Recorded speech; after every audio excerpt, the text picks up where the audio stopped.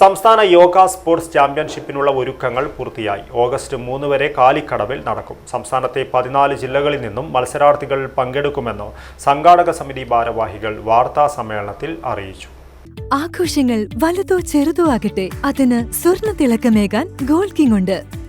Gold king, the trust with quality. Main junction, Uppala.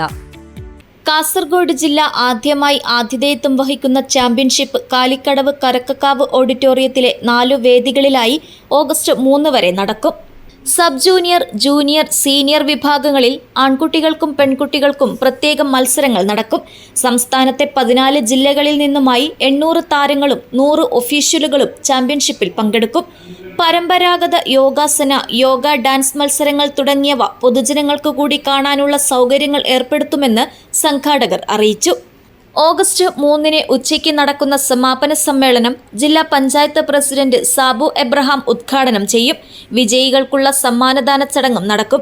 Kasaragod ജില്ല ആദ്യമായാണ് സംസ്ഥാന യോഗ സ്പോർട്സ് ചാമ്പ്യൻഷിപ്പിന് ആതിഥേയത്വം വഹിക്കുന്നത്. അത് sub junior, junior കാറ്റഗറിയാണ്.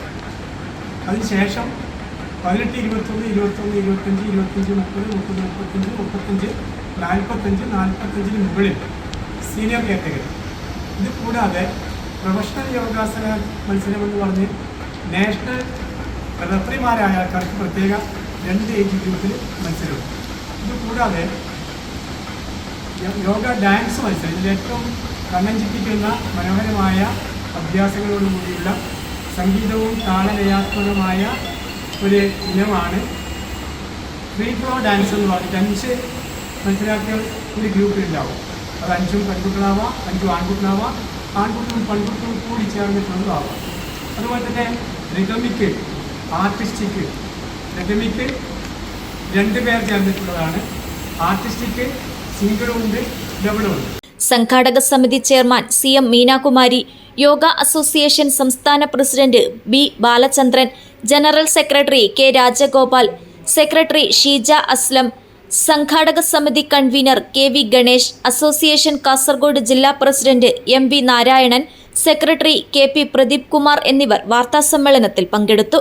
News bureau, Cheruvathur.